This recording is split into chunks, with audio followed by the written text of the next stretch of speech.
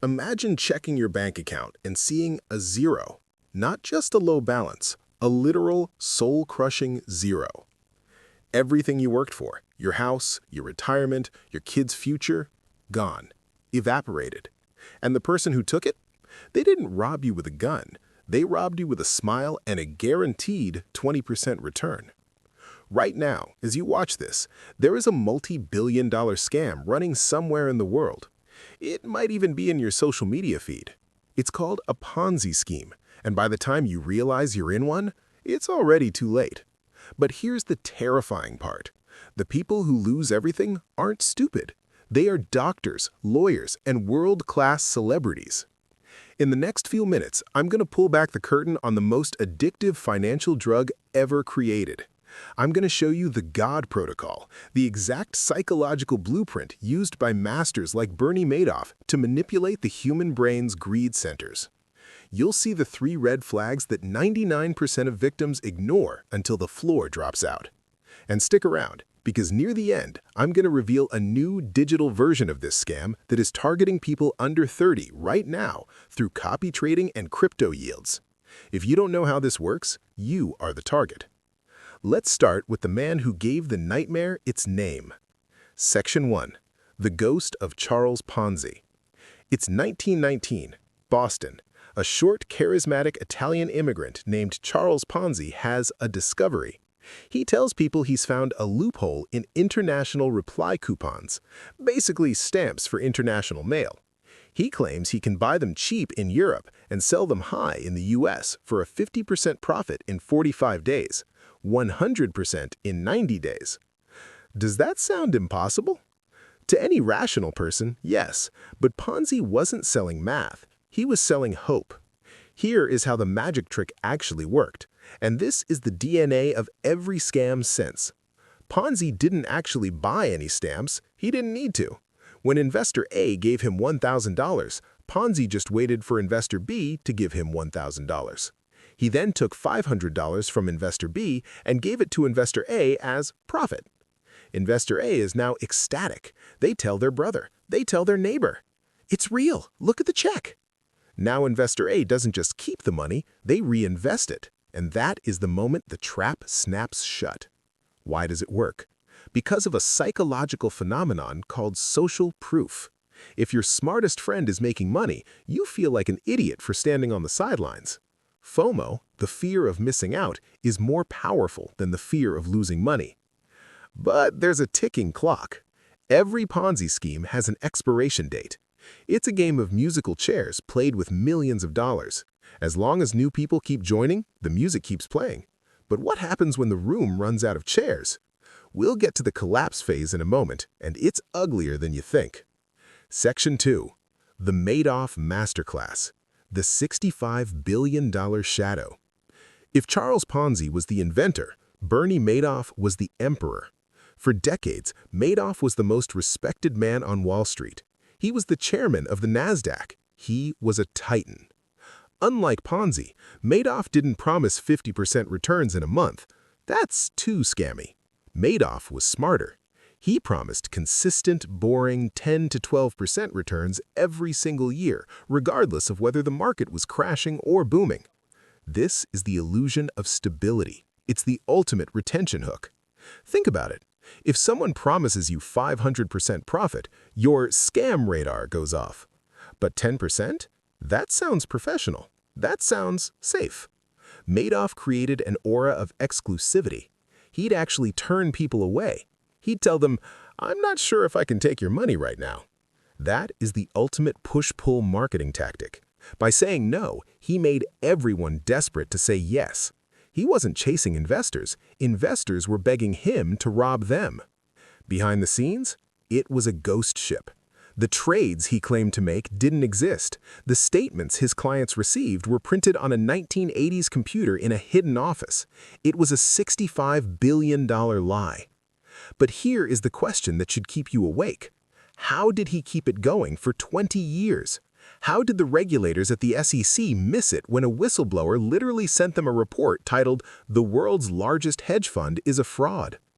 The answer is the halo effect. When someone is powerful and rich, we stop looking at their math and start looking at their status. We'll see how this same status trap is being used today by finfluencers on TikTok, but the scale is even more dangerous because it's global. Section 3. The 3 pillars of the scam. Every Ponzi scheme, whether it's a neighborhood savings club or a global crypto platform, stands on 3 pillars. If you see these 3 things together, run. Don't walk, run. Pillar 1. The black box. The source of the profit is always proprietary or too complex to explain. If you ask how the money is made, they use buzzwords. In 1920, it was international coupons. In 1980, it was split strike conversion. Today, it's algorithmic arbitrage, AI-powered trading, or liquidity farming. If you can't explain the business model to a 10-year-old, there is no business model. You are the product. Pillar 2. Consistent high returns with 0 risk. In the real world, there's a law of financial gravity. Risk and reward are twins. You cannot have high rewards without high risk. Anyone telling you that you can get guaranteed 1% daily returns is lying. 1% a day sounds small. That's 3,700% a year with compounding.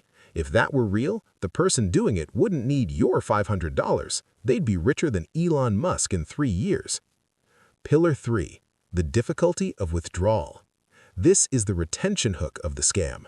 When you try to take your money out, they offer you a bonus to stay, or they create technical glitches, or they tell you there's a lockup period. Why? Because the moment money starts leaving the system faster than it's coming in, the Ponzi scheme dies. Section 4.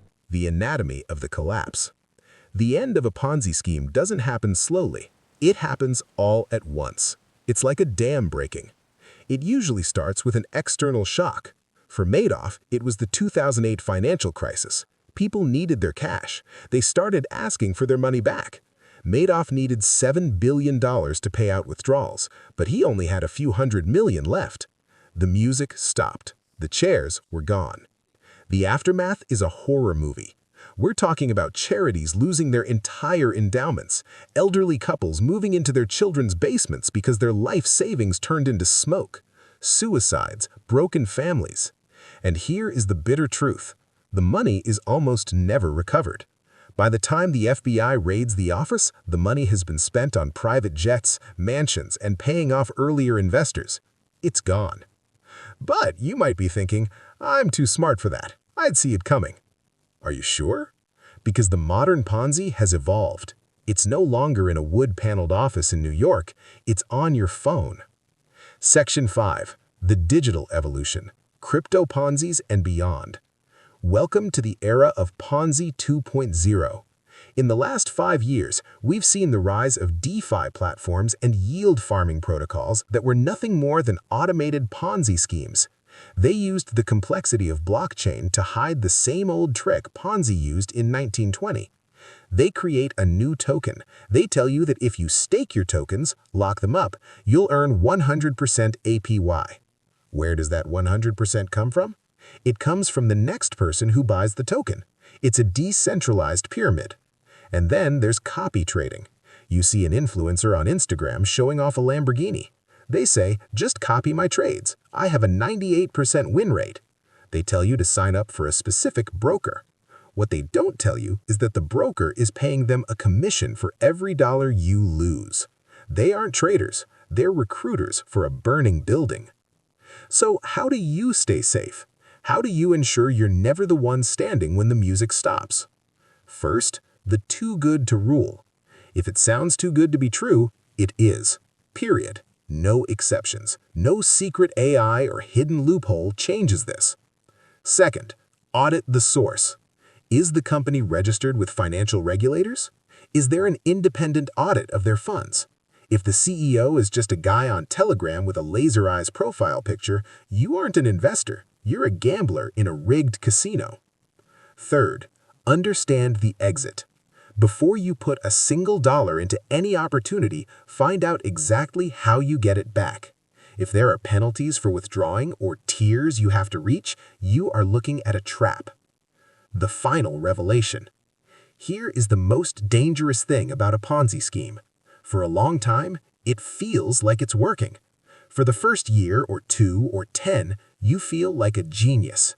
You see your balance going up. You feel richer than your friends. You might even successfully withdraw a little bit of money, which gives you a false sense of security. This is the golden handcuffs. The scammer wants you to win a little bit, so you'll bring in more. The person who survives a Ponzi scheme isn't the one who tries to time the market and get out before the crash. The person who survives is the one who never enters the room. Because in the end, wealth isn't built on loopholes or guaranteed returns. It's built on value, time, and transparency. Anything else is just a house of cards waiting for a breeze. Don't let your hard work become someone else's vacation in a non-extradition country. Look at the math, ignore the hype, and never, ever let greed drive the car.